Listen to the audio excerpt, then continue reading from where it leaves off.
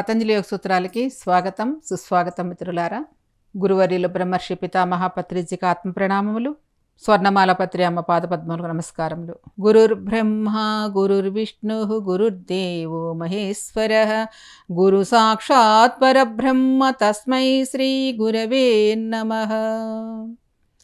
చిత్తస్య వృత్తిమనురుధ్య సుసాదినాభిః జీవః సమాధిగచ్చతి యన్మతేన యోగాస్తథా వసుమితాదియోగశాస్త్రం. येन श्रिता मम पतञ्जलये नमोऽस्मै. योगेन चित्तस्य पदेन वाचां मलं शरीरस्य स वैद्यकेन योपाकरोत्तं प्रवरं मुनीनां पतञ्जलिं प्राज्ञलिरानतोऽस्मिन्. नमो हिरण्यगर्भादिभ्यः योगविद्यासम्प्रदायकर्तृभ्यः వంశర్షిభ్యః నమో మహద్భ్యః నమో గురుభ్యః. మిత్రులారా, గత ఎపిసోడ్లో మనం తతః కృతార్థానాం పరిణామక్రమ సమాప్తి గుణానం అని సూత్రం గురించి తెలుసుకున్నాం. అంటే కృతార్థుడైన వాడికి గుణాలు కూడా సమాప్తమవుతాయని, అంటే ఇక ఆ కృతార్థుడైన వాడికి ఆ జ్ఞానములో రమిస్తూ ఉంటాడు, అంటే ఆ తన వెలుగులో తానుంటాడు. అలా కృతార్థునడవానికి పరిణామక్రమం కూడా ఆగిపోయి, అంటే క్రమం ఆగిపోతుంది. పరిణామక్రమ సమాప్తి ఆగిపోయి గుణాలు కూడా అతన్ని వదిలేసి వెళ్ళిపోతాయంట. ఎప్పుడు ఆ యొక్క ధర్మమేఘము లాంటి సమాధి స్థితిలో అనంతమైన జ్ఞానములో ఆనందిస్తున్నప్పుడు ఇక ఆ గుణాలు కూడా ఇక వాటితో నాకు పని లేవని, అవే గుణాలు తొలగిపోతాయంట, ఆ గుణాలే వెళ్ళిపోతాయంట. వీడితో మనకు పని లేదు అని చెప్పేసని, అంటే వాటితో వాడు ఇక తీసుకోవడానికి సిద్ధంగా లేడనే స్థితికి వచ్చి గుణాలు వెళ్ళిపోతాయని మనం ఆ సూత్రాలను చెప్పుకున్నాం.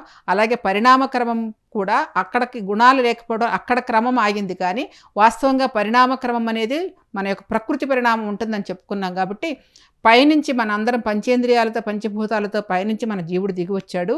దిగివచ్చిన తర్వాత క్రింద నుంచి మనం సాధన చేసుకుంటూ మన అంటే ఇక్కడ కింద నుంచి సాధన చేసుకుంటూ పై మార్గానికి వెళితే మళ్ళీ ఆ పై మార్గాన్ని మన ఆ భగవంతుని చేరడానికి మనం ఆ క్రమ మార్గాన్ని చేస్తూ ఉన్నాము అని చెప్తూ ఇంకొక మాట చెప్పారు చివరిలో. సృష్టి పరిణామం ఎలా జరుగుతుందో అన్న విషయం చెప్పారు కదా, ఒకసారి అది కూడా తెలుసుకుని మనం ఈ సూత్రంలోకి ప్రవేశిద్దాం. అసలు సృష్టి ఎలా వచ్చిందంటే శుద్ధ సత్వమైన పరబ్రహ్మము నుంచి పరాప్రకృతి వచ్చింది.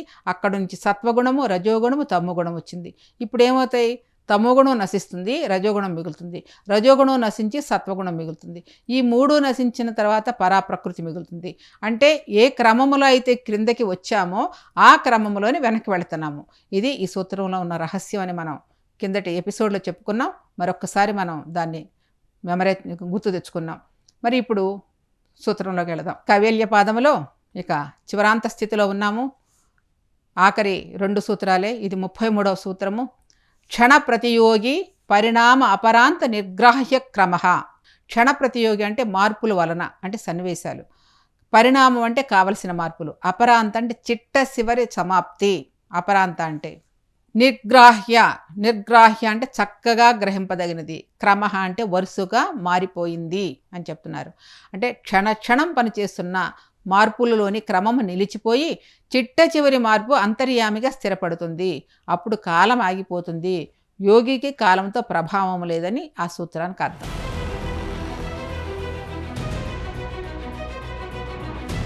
మరి అది విశేషత ఏంటో తెలుసుకుందాం విశేషంగా. ప్రతియోగి అంటే వరుస అంటున్నారు, క్షణం అంటే సన్నివేశాలు అన్నారు, పరిణామం అంటే ఉన్న మార్పుల యొక్క వరుస అన్నారు. ఉదాహరణకి ఏం చెప్తున్నారంటే, విత్తనం వేస్తే మొక్క వచ్చింది, చెట్టు అయింది, పువ్వు అయ్యింది, పింద అయింది, కాయ అయింది, పండు అయింది, అందులోంచి మళ్ళీ విత్తనం వచ్చింది. పరిణామక్రమం ఇలా ఉంటుంది కదా, అలా జరిగింది కదా పరిణామక్రమం. ప్రపంచంలో జరిగే ప్రతి సన్నివేశానికి, ప్రతి జీవికి కూడా పరిణామక్రమం ఉంటుంది. ప్రపంచంలో జరిగే ప్రతి సన్నివేశానికి, ప్రతి జీవికి కూడా పరిణామక్రమం ఉంటుంది. అదే క్షణ ప్రతియోగి.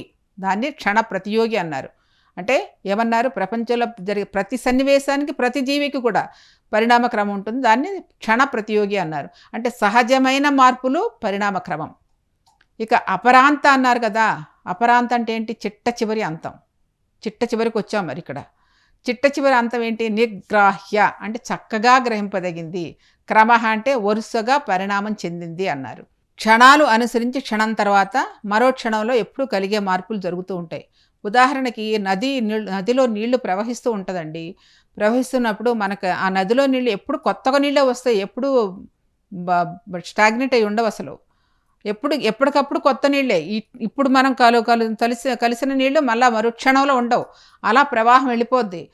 అట్లాగే ఇక్కడ ఏం చెప్తున్నారు, క్షణాలు అనుసరించి క్షణం తర్వాత మరో క్షణంలో కలిగే మార్పులు, అలాగే కొన్ని జరిగిన తర్వాత వాటి గురించి తెలుసుకోవడం, క్షణ పరిణామ క్రమం అనేది ఏదైతే ఉందో దాన్ని ఏమన్నారు, క్షణ పరిణామ క్రమం అన్నారు. అంటే మార్పులు జరిగిన తర్వాత దాన్ని తెలుసుకోవడం, అంటే నువ్వు తెలుసుకునేదాన్ని క్షణ పరిణామ క్రమం అన్నారు. జీవన్ముక్తుడైన యోగికి ఏం జరుగుతుంది, జీవితంలో ఆ మార్పు ఒకేసారి రాలేదంటున్నారు. ఒకేసారి జరగలేదు. క్షణం తర్వాత క్షణం అలా మారుతూ అలా ఎన్నో జన్మల్లో మార్పులు సంభవించి తర్వాత ఆ పరిణామాలన్నీ ఒక వరుస క్రమంలో జరిగి చివరికి అతడు జీవన్ముక్తుడయ్యాడు. అంతమన్నారు కదా, చివరికి ఆఖరి జన్మ అంటే కృతార్థుడైన తర్వాత అప్పుడు జీవన్ముక్తుడయ్యాడు. ఇలాంటివి జ్ఞానయోగికి చివరి దశలలోనే తెలుస్తుంది. అంతా కూడా ఆ పరిణామక్రమం అంతమైపోయింది అనే గ్రాహ్యం అంటే గ్రహించడం అనేది చివరి దశలో తెలుస్తుంది. ఆ దశకు వచ్చేటప్పటికి తన జీవిత విధానం అంతా కూడా అర్థమైపోతుంది అనమాట. ఇట్లా క్షణ పరిణామ క్రమం ముగిసిపోవడమే ఏమన్నారు, కైవల్యం అన్నారు. మరి ఆ కైవల్యాన్ని ఇంకా తీసుకెళ్తున్నారు. మరి మహానుభావుడు పతంజలి మహర్షి కైవల్యపాదములో ఇస్తున్న ఆఖరి సూత్రం మిత్రులారా, ఇదే 34వ సూత్రం. ఏం చెప్తున్నారు చూడండి ఇక్కడ. పురుషార్థ శూన్యానాం గుణానాం ప్రతిప్రసవ కైవల్యం స్వరూప ప్రతిష్టావా చితి శక్తి రీతి. పురుషార్థం అంటే పురుషార్థములు, శూన్యానం అంటే శూన్యములైనవి, గుణానం అంటే గుణములను, ప్రతిప్రసవ అపక్రమ మార్గాన మాయమైపోవటం, కైవల్యం అంటే కేవలం తానే ఉండటం, స్వరూప ప్రతిష్ట అంటే తన రూపాన్ని తనలో ప్రతిష్ఠించుకొనట, వా అంటే లేదా, చితిశక్తి అంటే చైతన్యము, ఇతి అంటే ఇది శాస్త్రం అని చెప్తున్నారు. పురుషార్థములు గమనిక నుండి జారిపోగా మిగిలిన త్రిగుణములు ప్రకృతిలో లయమగును. ఇక కేవలం తన స్వరూపమే స్థిరపడను. అదే చైతన్య శక్తి, అదే ఆది తత్వం అని మన యొక్క సూత్రార్థం. అంటే ఈ ఆ సూత్రానికి అర్థం.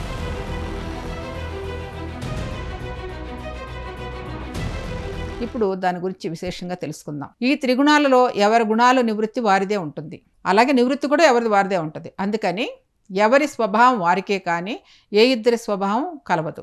అట్లాంటి గుణానం అంటే గుణాలు పురుషార్థ శూన్యం అంటే ఏమిటి, పురుషార్థాలంటే ధర్మార్థ కామ మోక్షాలు కదా, ఆ పురుషార్థాలన్నీ కూడా శూన్యములైపోతాయి. అంటే గుణాలతో, ఈ గుణాలంటే ఇవి గుణాలతో అంటే ధర్మార్థ కామలు ఏవైతే ఉన్నాయో అవన్నీ కూడా మోక్షాలు, అవన్నీ కూడా శూన్యములైపోతాయి. అంటే పురుషుడు అనుభవం కోసం నిర్వర్తించవలసిన విధులు కార్యాలు అనేవేవి మిగలకుండా లేనందువల్ల అవి తమ కర్త అయిన పురుషుడు లీనమైపోవటమే కైవల్యము. వీటితో పని లేదు. ఇక పురుషుడికి ఆడితో అవసరం లేదు. ఆ పురుషుడు ఆ వెలుగులో జీవిస్తున్నాడు, ఆ అనంతత్వంలో లయమైపోయాడు. కాబట్టి ఈ పురుషార్థాలతో పని లేదు, గుణాలతో పని లేదు అతనికి. కాబట్టి ఇక ఆ పురుషుడు ఇక అనుభవం కోసం నిర్వర్తించవలసిన విధులు కూడా కార్యాలు కూడా ఏమీ మిగిలి లేనందువల్ల అవి తమ కర్త అయిన, ఎవరండి కర్త అంటే పురుషుడు లోపల ఉన్నాడు కదా, ఆ పురుషుల్లో లీనమైపోవటమే కైవల్యము అన్నారు. అంటే త్రిగుణములకు కారణభూతుడైన ఆత్మపురుషుడు తన స్వస్వరూపమైన విశ్వరూపంలో కలిసిపోవడమే మోక్షము, అదే కైవల్యం అన్నారు. అంటే వాని గుణాలన్నీ కాలాలకు అతీతమయ్యి పురుషార్థ శూన్యములైపోయిన స్థితినే ప్రతిప్రసవ అన్నారు. అంటే ఇక అన్నీ అక్కడ ఏమీ లేవు. ప్రతిప్రసవ అంటే శూన్యములైపోయినాయి. అంటే జన్మలకు ఆధారమైన ఆత్మపురుషుడికి అనుభవ జ్ఞానాన్ని అనంతరం మోక్షాన్ని ఇవ్వడమే సత్వ రజోస్తమో గుణాల కర్తవ్యం. అంటే జన్మలకు ఆధారమైన ఆత్మపురుషుడికి అనుభవ జ్ఞానాన్ని అనంతరం మోక్షాన్ని ఇవ్వడమే సత్వరజోతమో గుణాల కర్తవ్యం. దాని నిమిత్తమే ఈ త్రిగుణాలు మనసు, ఇంద్రియాలు, బుద్ధి, అహంకారాలు మార్పు చెందుతూ ఉన్నాయి. వీటి ద్వారా పురుషుడు అనుభవపూర్వకంగా సత్యాసత్యాలు గ్రహించి అసత్యములైన ఈ త్రిగుణాత్మక కర్మానుభవాల నుండి వైరాగ్యం అనే త్రిగుణాలకి కర్తవ్యం అనేది ఏది మిగిలి ఉండదు కనుక ఇక ఎక్కడుంటాడు, స్వరూప ప్రతిష్ట అతని స్వస్వరూపంలో ప్రతిష్ఠితమవుతాడు. కనుక అంటే స్వరూప ప్రతిష్ఠ తన స్వస్వరూపంలో ప్రతిష్ఠితమవుతాడు. ఇంకా వేడితోనే పని లేదు, త్రిగుణాలతో కానీ పురుషార్థాలతో కానీ విషయాలతో కానీ దేనితో పని లేదు. అందుకని తన స్వరూపంలో ప్రతిష్ఠితుడవుతాడు జీవుడు. వ్యక్తిత్వం అనేది గుణములు పురుషార్థములు అనే లక్ష్యములు తొలగిపోవటే ఆ గుణాలు వ్యతిరేక క్రమమున మాయమైపోను. వ్యతిరేక క్రమం అంటే ఇంకా తీసుకోవటం లేదు కదా, అక్కడ ఆ వ్యక్తికి అక్కడ అవసరం లేదు ఆ గుణాలు, అందుకని అవి మాయమైపోతాయి. మిగిలింది ఏముందండి? తానే, అంటే అదే అంతర్యామి లేక చేతనం లేక శక్తి. చేతనము శక్తి కలిసిన స్వస్వరూపము. అంటే తనకు ఆ గుణాలతో పని లేనప్పుడు, ఆ పురుషార్థాలన్నీ అవసరం లేనప్పుడు అవి వాటంతటవి వ్యతిరేక దిశలో మాయమైపోతాయి. ఆ గుణాలు కానీ ఆ పురుషార్థములు కానీ అలా తొలగిపోవటచే ఏమవుతాయి? క్రమం ఆగిపోయింది. ఇక క్రమం తీసుకునేది లేదు. ఇక మిగిలింది ఏముంది? తానే, అంటే అంతర్యామియే లేక చేతనము శక్తి, అంటే కలిసి ఆ రెండు కలిసిన స్వస్వరూపం. చైతన్య శక్తి అంటారు దాన్ని, అది స్వస్వరూపం అన్నారు. వా అంటే లేదా అని అర్థం, లేదంటే చితిశక్తి అంటే చైతన్యము శక్తి. దీన్నే శివుడు ప్లస్ శక్తి అన్నారు, శివశక్తి అన్నారు. శివశక్తి ఐక్య స్వరూపుడే అని లలితా సహస్రనామం చెప్తాం. ఆ శక్తి లేనిదే శివుడులో, శివుడు లేనిదే శక్తి లేదు. రెండు అవినాభావ సంబంధం, రెండు దానిలోనే ఉంటాయి. వేరుగా చూడటానికి అసలు లేదు మనకి. కాబట్టి చివరికి మిగిలేది ఆ శివశక్తిలే రెండే మిగులుతాయి. శివ శక్తి అని తంత్రగ్రంథాల్లో దాన్ని ఏమంటారంటే ప్యూర్ కాన్షియస్నెస్. ఆ శక్తిని ప్యూర్ ఎనర్జీ తప్ప ఇంకేం మిగలదు. ఆ ఎగ్జిస్టెన్స్, ఆ చైతన్య శక్తితో మమటమే కైవల్యము అని చెప్పారండి. ఆ శక్తితో శివశక్తి ఏమన్నారు? దాన్ని ప్యూర్ కాన్షియస్నెస్, ఎనర్జీ తప్ప ఇంకేం మిగలదు. ఆ ఎగ్జిస్టెన్స్, ఆ చైతన్యం ఏదైతే ఉందో ఆ చైతన్య శక్తితో మమేకమవ్వటమే కైవల్యము అని, ఇది అని మంగళవాచక శబ్దంతో శాస్త్రాన్ని పరిసమాప్తం చేసి యోగశాస్త్రం యొక్క పద్ధతి ఇది అని పతంజలి మహర్షి యోగ సూత్రాలను చక్కగా ముగించారండి మహానుభావులు. ఇలా కైవల్యపాదం సమాప్తమైంది. ఈ 4 పాదాలని ఒక్కసారి సూత్రాల ద్వారా మనం సమీక్ష తీసుకుందాం మిత్రులారా. దాన్ని ఏమిటంటే మొత్తం ఈ యొక్క 4 పాదాల యొక్క సూక్ష్మ సమీక్ష అంతా కాదు, అది తెలుసుకుందాం మిత్రులారా. మరి ఇప్పటి వరకు మనం కైవల్యపాదములో సూత్రాలతో మనం సమాప్తం చేసుకున్నాం కైవల్యపాదాన్ని. మనం ఇప్పుడు మరొకసారి ఈ 4 పాదాల్లో ఒక సమీక్ష చేసుకుందాం సూక్ష్మంగా. ఒక్కొక్క సూత్రాలను అధ్యాయాలను పరిచయం చేసుకుంటూ ఈ 4 పాదాల యొక్క శాస్త్ర సమీక్షలా చేసుకుందాం. ఓకే, మొట్టమొదట సమాధి పాదములో యోగ పరిచయం అని ఇచ్చారు కదా. అంటే మనం కైవల్య పాదంలో ఏం చెప్పారు? స్వస్వరూపానుస్థానం, స్వస్వరూపంలో స్థితమయ్యారని చెప్పారు. అంటే ఇతి శక్తివా అంటే ఆ శక్తిలో, ఆ శివశక్తి ఆ సబ్ కాన్షియస్లో, ఆ కాన్షియస్ చైతన్యంలో అలా కైవల్యం అయిపోయారని అనుకున్నాం కదా మన కైవల్య పాదంలో. సో ఆ కైవల్య పాదంలో, ఆ కైవల్య స్థితిలో, సమాధి స్థితిలో ఉన్నారంటే ఇక్కడ మొదట్లో మనకి ఏం చెప్పారు? సమాధి పాదంలో మొదట యోగ పరిచయములో అధహ యోగానుశాసనం అని చెప్పారు కదా. అంటే పతంజలి మహర్షి ఏం చెప్పారు? నేను యోగము ఇచ్చింది అనుశాసనం చేస్తున్నాను, నేను చెప్పింది చెప్పినట్లు చేస్తే ఆ యొక్క దర్శనము ఆ కైవల్యాన్ని పొందుతారని చెప్పారు కదా. అది పతంజలి మహర్షి చెప్పిన విషయము. ఎట్లయితే అనుశాసనం చేశారో అనుశాసనం చేసిన వాడు ఆ చివరికి సమాధి స్థితి పొందుతాడన్న విషయాన్ని మనకి కైవల్య పాదంలో చివరి సూత్రంతో మనకు అవగాహన కల్పించారు. మరి ఈ యొక్క సమాధి పాదంలో మొట్టమొదటి అధయోగానుశాసనం అంటూ చెప్తూ యోగ చిత్తవృత్తి నిరోధ అన్నారు. చిత్తవృత్తి నిరోధం అంటే మనకి యోగ సాధన చేస్తూ ఉన్నప్పుడు ఈ వృత్తులు ఎలా అడ్డం పడతాయో అని చెప్పారు. అలాగే తదాద్రష్టు స్వరూపే అవస్థానం అన్నారు. అంటే మనకి ఆ వృత్తులు అడ్డం పోయినాక తదాద్రష్టు అంటే స్వరూపే అవస్థానం, నీ స్వస్వరూపంలో అవస్థానం అన్నారు. అక్కడ ఆ స్వరూప అవస్థానం అన్నది పరిచయం చేశారు మహర్షి గారు. మరి ఆ తదాద్రష్టు స్వరూపే అవస్థానం అంటే ఆ స్వరూపం ఎక్కడికి వచ్చిందంటే ఇప్పుడు కైవల్య పాదములో ఆఖరి సూత్రంలో ఆ స్వస్వరూప స్థితిలో నిలబెట్టారు కదా. అది మొదటి యొక్క యోగ పరిచయము. యోగాన్ని పరిచయం చేస్తూ ఆ యోగం అంటే తన స్వస్వరూపాన్ని తెలుసుకోవటం అన్న విషయాన్ని మహర్షి గారు పరిచయం చేస్తూ మరి చివరికి కైవల్య పాదం అనే ఆఖరి పాదములో మనకు ఆ స్వస్వరూప స్థితిని అనుభవింపచేశారు. ఇది యోగ పరిచయములు ఆ 3 సూత్రాల యొక్క అవగాహన. అలాగే మరి సమాధి పాదంలో మనం వెళుతూ ఉన్న కొద్దీ 2వ అధ్యాయమైన పంచవృత్తులు ఉన్నాయి. ఆ పంచవృత్తులు ఏంటి? 5 వృత్తులు, వృత్తయ పంచతయ క్లిష్ట అన్నాం. దానికి ప్రమాణ విపర్యయ వికల్ప నిద్ర స్మృతయ అన్నారు. అంటే ఆ ప్రమాణం అంటే ఏమిటి, విపర్యం అంటే ఏంటి, వికల్పం అంటే ఏంటి, నిద్ర అంటే ఏంటి, స్మృతయ అంటే ఏంటి, ఒక్కొక్కటి మనకు వివరంగా ఆ వృత్తులు మనకి అడ్డం కలిగిస్తున్నాయి మన స్వరూపాన్ని తెలుసుకోవడానికి, మన స్వస్వరూపాన్ని తెలుసుకోవడానికి ఈ వృత్తులు కానీ ప్రమాణాలు కానీ అవన్నీ కూడా మనకు అడ్డం కలిగిస్తున్నాయి. అది అజ్ఞానం అనేది మనకు అడ్డంగా ఉంటుంది. కాబట్టి ఆ వృత్తులు ఏంటి అన్న విషయాన్ని తెలియచేశారు ఈ పంచవృత్తులు అనే అధ్యాయంలో. తర్వాత అధ్యాయము ఆ పంచవృత్తులకి వృత్తి నిరోధాలు అని చెప్పేసి అనుకున్నాం. 3వ అధ్యాయం వృత్తి నిరోధ ప్రయత్నములు. ఏదైతే మనకి అడ్డంకి కలిగిస్తున్నాయో సాధన మార్గానికి వెళ్ళటానికి ఆ వృత్తి నిరోధాలు వృత్తులు ఏవైతే ఉన్నాయో వాటిని గురించి వివరంగా మనకు అందించారు. మరి వాటిని ఎలా నిరోధించుకోవాలన్న విషయం 3వ అధ్యాయంలో ఏం చెప్తున్నారు, వృత్తి నిరోధ ప్రయత్నములని అభ్యాస వైరాగ్యం ద్వారా నిరోధం చేసుకోవచ్చని, నిరంతర అభ్యాసంతో తర్వాత దీర్ఘకాలంగా ఆ సాధన సత్కార్యములు చేస్తుంటే దృఢంగా అవుతావని, అలాగే అలా దృఢమైనప్పుడు నీ యొక్క ఇంద్రియాలు నీ వశీకారం అవుతాయని, ఆ తర్వాత నీలో ఉన్న పురుషఖ్యాతి, లోపల ఉన్న ఆ పురుషుడు గురించి తెలుసుకుంటా, అప్పుడు నీ గుణాల గురించి తెలుసుకుంటావని 3వ అధ్యాయంలో వృత్తి నిరోధ ప్రయత్నములు అనే విషయంలో మనకు అందజేశారు.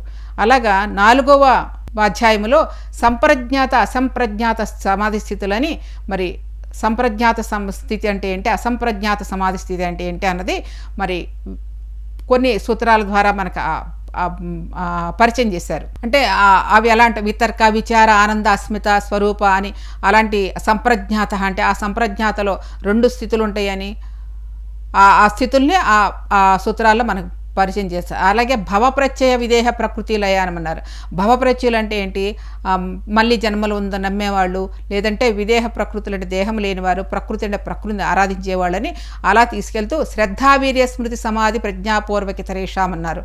అంటే శ్రద్ధ, ఆ సంకల్పము, స్మృతి, సమాధి అనే వాళ్ళకి ఆ ఇతరుల ఆ ప్రజ్ఞతో మనకి ఇంకా సాధన చేస్తూ ఉంటే తీవ్ర సంవేగమాసన్న అంటే తీవ్రతరమైన సంవేగమాసన తీవ్రతరమైన సాధన కాకుండా ఎలా చేయమన్నారు, మృదు మధ్యాది మాత్ర అత్తత్వాప అంటే మృదువుగా మధ్యస్థంగా అతి సున్నితంగా అన్నది 3 రకాలుగా మనకి అది ఎలా తీసుకెళ్లాలో ఆ 3వ విధానంలో మనకి చెప్పారు. పరమపురుషుని ఈశ్వరతత్వం 4వ అధ్యాయంలో ఏం చెప్పారండి, పరమపురుషుని ఈశ్వరతత్వాన్ని పరిచయం చేశారు. అది ఈశ్వర ప్రణిధానాధ్వ అంటూ చెప్తూ మరి ఆ ఈశ్వరుడు ఎలా ఉంటాడు, పురుష విశేష ఈశ్వర అంటే ఆ పురుషుడు ఈ క్లేశాలను కానీ కర్మలు కానీ విపాకాలను కానీ ఆశలను కానీ ఆశయాలను కానీ ఏది స్పృశింపబడినవాడు, అపరామృష్ట అంటే ఆ పురుష విశేషమైన ఈశ్వరుడు ఏటికి స్పృశింపబడినవాడు అని చెప్తూ మరి ఆ ఏటికి స్పృశించబడిన వాడి ఆ పురుషుడిలో అతిశయం సర్వజ్ఞ బీజం అంటే అంత గొప్పదైన బీజం అంటే సర్వజ్ఞం అంటే సర్వజ్ఞత్వము అతని బీజ రూపంలో అతనిలో ఉంది, ఆ పురుషునిలో. అది అతిశయించిన బీజం అంటారు. అంటే ఇంకంతకంటే ఎవరు ఇక గొప్పవాడు లేడు, ఆ పురుషుడి కంటే గొప్పవాడు లేడు.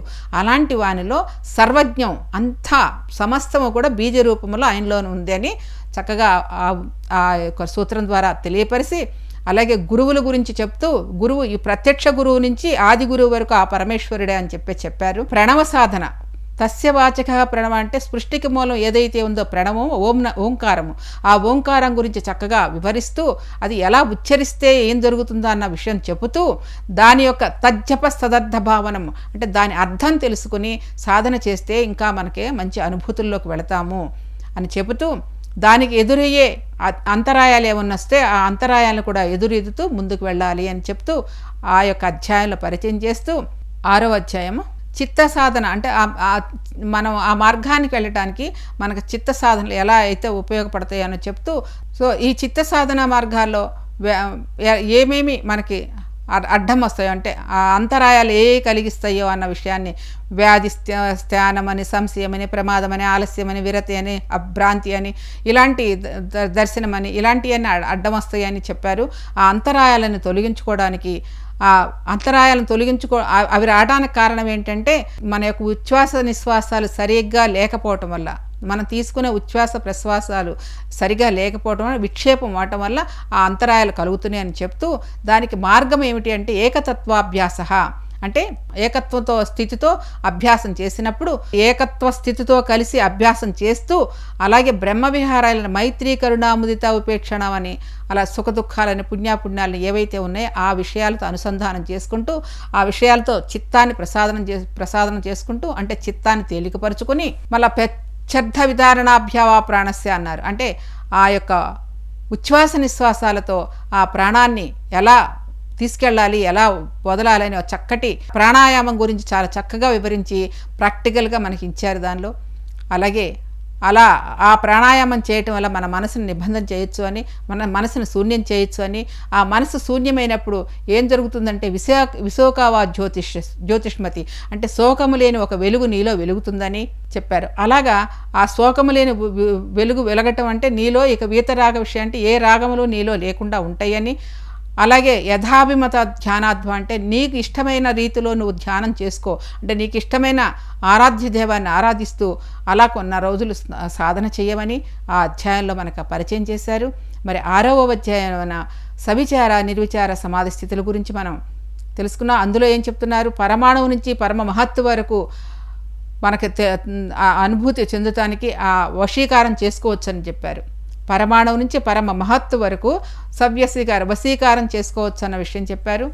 మరి అలాగే సమాపత్తి లేకుండా అంటే సాధకుడు ఒక శుద్ధ స్ఫటికము వలె శుద్ధ మణి వలె ఉండాలని చెప్పారు. అప్పుడు ఎలా ఉంటాడంటే క్షీణ ఆ వృత్తులన్నీ నశించిపోయినప్పుడు ఆ ఒక స్ఫటికం ఎలా ప్రకాశిస్తుందో అలాగ అంటే ఆ శుద్ధ స్ఫటికలాగా సాధకుడు ఉంటాడని, అంటే సమాపత్తి కలుగుతుందని అని చెప్పారు. అలాగే ఇంకా సూక్ష్మ విషయత్వంచ అలింగ పర్యవసానం అంటే సూక్ష్మ విషయాలు అంటే మన సాధనకి ఇంకా ఏదైతే సూక్ష్మ విషయాలో ఆ వాటిల్లోకి ఇంకా మన లోపలికి తీసుకెళ్తారని, దాని స్థా ఏవ సబీజ సమాధి అంటే ఆ సమాధి స్థితిలో ఎలాంటి బీజాలు లేకుండా సబీజ స్థితి అంటే సబీజ సమాధికి వెళ్ళడానికి కావలసిన విషయాలు సూక్ష్మం ద్వారానే సంపాదించుకోవచ్చని, మరి అలా సంపాదించుకుంటే ఆ సమాధి స్థితి వస్తే మనసుకు ఒక నిర్విచార వైశార ఆధ్యాత్మ ప్రసాద్ అన్నారు. అంటే అలాంటి సబీజ సమాధిలో ఒక వైశారథ్యం అంటే ఒక తేరుకున్న ఒక ప్రసాదం ఆధ్యాత్మిక ప్రసాదం అందుతుందన్నారు. ఆ ఆధ్యాత్మిక ప్రసాదమే ఋతంభరా ప్రజ్ఞాన్ని పరిచయం చేశారు. ఋతంభరా ప్రజ్ఞను పరిచయం చేస్తూ మరి ఆ ఋతంభరా ప్రజ్ఞలోకి వచ్చిన వారు ఎవరైనా ఆ సంస్కారాలని ప్రతిబంధి అవుతుందని చెప్తూ ఆఖరి సూత్రంలోకి వచ్చి నిర్బీజ సమాధి స్థితి అన్నారు. నిర్బీజ సమాధి స్థితి అంటే ఇక నిర్బీజమైన వాడికి ఏమిటంటే సర్వదా అన్ని నిర్బీజ సమాధిలోకి వచ్చిన వాడికి అన్ని వైపుల నుంచి నిరోధం జరుగుతుంది. అంటే చిత్తవృత్తి నిరోధం జరిగిన వాడికి ఆ నిర్బీజ సమాధి స్థితి వస్తుందని ఆ ఆఖరి సూత్రంతో సమాధి పదాన్ని ముగించారు మహర్షి గారు. అలాగే 2వ పాదం సాధనాపాదం చక్కగా మరి సాధనా పరిచయం అని మొదటి అధ్యాయము, దానికి తపస్వాధ్యాయ ఈశ్వర ప్రణిధానాన క్రియాయోగ కానీ చాలా అర్థవంతంగా చాలా వివరంగా ఇచ్చారు మనకి సాధనా పరిచయంలో. మరి దానికి క్రియాయోగంలో మనం వెళ్ళిన తర్వాత ఆచరణ చేస్తూ ఉంటే సమాధి భావనార్థ క్లేశ తనుకరణార్థ క్లేశములు ఏదైతే వస్తాయి ఈ తనువు ద్వారా వాటిని ఎలా తొలగించుకోవచ్చు అని చెప్తూ 2వ అధ్యాయంలో వృత్తుల ఆవిర్భావం ఏం జరుగుతుందో అన్నారు. మరలా ఇక్కడ వృత్తులు వస్తే అవిద్య అస్మిత రాగ ద్వేష అభినివేశ పంచక్లేశాహ అని వృత్తుల ఆవిర్భావం జరుగుతుందని, ఆ వృత్తుల ఆవిర్భావం మీద ఆ యొక్క 2వ అధ్యాయం అంతా ఉంటుంది. అన్నిటికీ మూలము అవిద్య అని చెప్పారు. ఆ అవిద్య వల్లే ప్రసుప్త అంటే నిగూఢమైన ఉన్న పూర్వకర్మ వాసలు నిగూఢంగా ఉంటాయని కూడా చెప్పారు. ఆ విద్య వల్లే అంటే అవిద్యాక్షేత్ర ముత్తరేషం ప్రసుప్తతను విచ్ఛిన్నోదారణం, ఆ విద్య వల్ల నిగూఢమైన పూర్వకర్మ వాసనలు నిగూఢంగా దాగి ఉంటాయని, అవసరమైనప్పుడు అవి పైకి వస్తాయని ఆ సూత్రంలో చెప్పుకున్నారు. అలాగే అనత్యాచుసి దుఃఖనాత్మ చూసి అంటే ఆత్మ అనాత్మ అంటే ఏంటి, నిత్య శుచి అంటే ఏంటి, సుఖం అంటే ఏంటి అన్నది ఆ విద్య వల్ల ఎలా తొలగించుకోవచ్చు అన్న విషయాన్ని చెప్తూ మరి దృక్కు దర్శనం దృక్ అంటే ఏంటి, దర్శనం అంటే ఏంటి అని చక్కగా వివరిస్తూ ఏకాత్మతే వాస్మిత ఏకాత్మతో అంటే ఏకాత్మతో అభ్యాసం చేసినప్పుడు ఆ అజ్ఞానాన్ని తొలగించుకోవచ్చని, దానివల్ల సుఖానుశయం దుఃఖానుశయం అన్నీ కూడా తొలగించుకోవచ్చని, అలాగే అభినివేశ అంటే మనకి మృత్యువు మీద భయం పోగొట్టడం, మృత్యువు మీద, అంటే మృత్యువు ఎంత పండితుడికైనా మృత్యువు మీద భీతి ఉంటుంది, భయం ఉంటుంది. అలా ఆ మృత్యుభీతిని కూడా మనం తొలగించుకోవచ్చు అని చెబుతూ తే ప్రసవ ఏయాహ సూక్ష్మ, వీటన్నిటికీ దానికి విరుగుడు ఏం చేయాలో అన్న విషయాలు సూక్ష్మంగా కూడా మనకి అందించారు. అలాగే ధ్యానం ద్వారా కూడా దాన్ని తొలగించుకోవచ్చు అని చెప్పారు. అలాగే క్లేశమూలగా కర్మాశయ దృష్ట జన్మ వేదనీయా అన్నారు. ఈ క్లేశముల మూల వలన ఆ కర్మ వలన జన్మ వేదనీయముగా, అంటే కనపడుతుంది, ద్రష్టంగా ఉంటుంది, అదృష్టంగానే ఉంటుంది. సో జన్మ వేదనీయం అంటే జన్మ వేదనీయంగా ఉంటుంది, భారంగా అనిపిస్తుంది అని చెప్తున్నారు. ఎందుకంటే ఆ క్లేశముల వల్ల, ఆ కర్మల వల్ల జన్మ వేదనీయ భరితంగా ఉంటుందని పరిచయం చేస్తూ, మరి ఆటికి ఆ వేదనీయమైన వాటిని పోగొట్టుకోవాలంటే సతిమూలే తద్విపాకో జాతుర్ ఆయుర్భోగా, వాటికి మూలం అంటే ఏది పూర్వకర్మ వాసనలే అని, ఆ కర్మవాసనలు పోగొట్టుకోవాలంటే ఆ విపాకాల వల్ల, ఆ మూలమైన కర్మవాసనల విపాకాల వల్ల జాతి గురించి తెలుసుకోవచ్చు, ఆయువు గురించి తెలుసుకోవచ్చు, భోగం గురించి తెలుసుకోవచ్చు అని చెప్పారు. ఆ తేహ్లాద పరితాప ఫల పుణ్య హేతుత్వాతో, అంటే కార్యాకారణ సంబంధంలో గురించి అవగాహన కల్పిస్తున్నారు. పరిణామతాప సంస్కార దుఃఖై గుణవృత్త నిరోధోచ్చ దుఃఖమేవ సర్వం వివేకిన అన్నారు.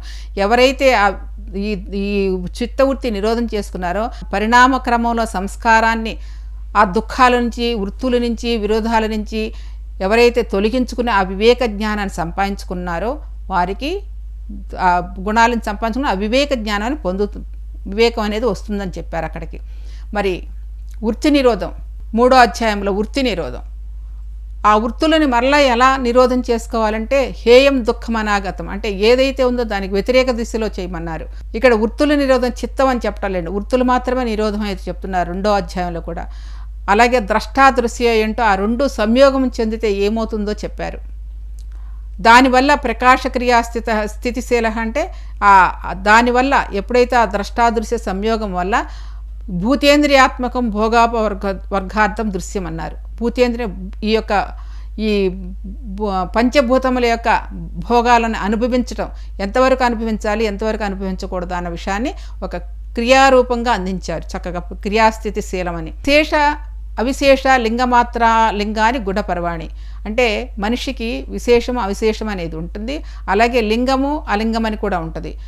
అంటే ఆ లింగము అలింగం ఎలాంటి అంటే మనకి మనిషికి గుణగణాలే గుణపర్వాణి, అంటే మన యొక్క గుణపరివాణి అంటే మన యొక్క గుణములే గుణపరవాణిగా చెప్పారు. తదర్థ ఏవ దృశ్యస్యాత్మ, ఏది నువ్వు చూస్తున్నావో ఆ దృశ్యాన్ని గురించి, ఆత్మ గురించి చక్కగా వివరించారు ఈ యొక్క అధ్యాయములో. అట్లా సాధన చేస్తుంటే కృతార్థుడు అయిన వాడికి, అంటే సాధనాపరంగా ఎదుగుతున్న కొద్దీ వాడికి ఏం జరుగుతుంది, నష్టమప్య నష్టం, ఇక వాడికి ఇంకా అంటే కృతార్థుడైన వాడికి నష్టము అనష్టం అనేది ఏమీ లేదు. అది సాధారణత్వం, అంటే ఆ అనష్టాలకి దూరంగానే ఉంటాడు, అతనికి ఏమీ అంటవు ఆ కృతార్థుడైన వాడికి అని చెబుతూ, మరి స్వస్వామి శక్తితో, అంటే తన శక్తి స్వామి శక్తి రెండూ తనలోనే ఉన్నాయి అని తెలుసుకుని ఆ స్వరూపం, తనలోని స్వస్వరూపంలో లబ్ధి పొందేటకు కారణాలను కూడా చక్కగా అవగాహన కలిగించారు మనకి మహర్షి గారు.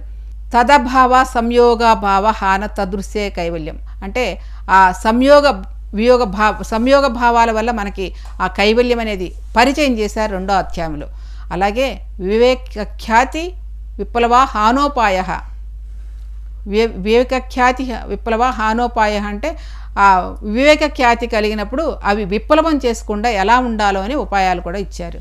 దానికి తస్య సప్తదా ప్రాంత భూమి ప్రాజ్ఞ అని, ఆ వివేకఖ్యాతి కలగడానికి 7 రకాల మెట్లు ఉన్నాయని ఆ 7 రకాల మెట్లు కూడా మనకి పరిచయం చేశారు మహానుభావులు పతంజలి మహర్షి. అలాగా యోగాంగాను శుద్ధిక్షయ, అంటే యోగము చేయడానికి ఈ అంగాలను ఎలా శుద్ధి చేసుకోవాలనో ఆ అంగముల శుద్ధిక్షయం వల్ల జ్ఞానదీప్తి, అంటే జ్ఞానం అనేది, వెలుగు అనేది దీనిలో ప్రకాశిస్తుందని, వివేక ఖ్యాతి కలుగుతుందని ఆ అధ్యాయంలో చెప్పారు. 5వ అధ్యాయంలో అష్టాంగ యోగము యమము అనేది చక్కగా మనకు పరిచయం చేశారు. అష్టాంగ యోగములు అన్నిటినీ యమ నయమ ఆసన ప్రాణాయామ ప్రత్యాహార ధారణ ధ్యాన సమాధి గురించి ఒక్కొక్క దాని గురించి, అహింస అంటే ఏమిటి, అహింసని మనలో ప్రతిష్ఠ చేసుకుంటే ఎలా ఉంటుంది, సత్యాన్ని మనలో ప్రతిష్ఠ చేసుకుంటే ఎలా ఉంటుంది, అలాగే మరి బ్రహ్మచర్యాన్ని ప్రతిష్ఠ చేసుకుంటే ఏం పొందుతాము, లాభం పొందుతాము, అలా చక్కగా అది మన ప్రతిష్ఠ చేసుకున్నప్పుడు ఏం జరుగుతుందో అన్నది ఆచరణాత్మకంగా అష్టాంగ యోగాన్ని మనకు దర్శింపచేశారు. అష్టాంగ యోగముల యొక్క ఆ నియమముల గురించి చక్కగా ఇచ్చారు. అంటే అష్టాంగ నియమముల గురించి చక్కగా ఇచ్చారు. యమనియమాలు ఏవైతే ఉన్నాయో ఆ యమనియమాలను ఒక్కొక్క దాన్ని వివరంగా అవగాహన కల్పించారు.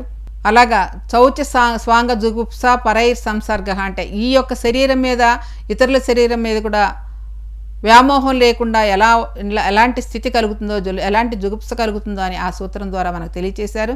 అంతే అష్టాంగ యోగంలో ఆ నియమాలకు వచ్చేటప్పటికి ఇవన్నీ మనకి చక్కగా అవగాహన చేయిస్తూ సత్వశుద్ధి సౌమనస్థై ఏకాగ్రేంద్రియ జయ సమదర్శన యోగ్యత్వానిచ ఎప్పుడైతే ఆ సత్వశుద్ధితో ఆ ఇంద్రియాలను ఏకాగ్రత చేశారో అప్పుడు దర్శనం చూసే విధానం ఆ ఇంద్రియాలను సరిగా చూసే విధానం మనకు తెలుస్తుందన్నారు. అంటే ఆ యోగ్యత మనకు కల్పిస్తుందన్నారు.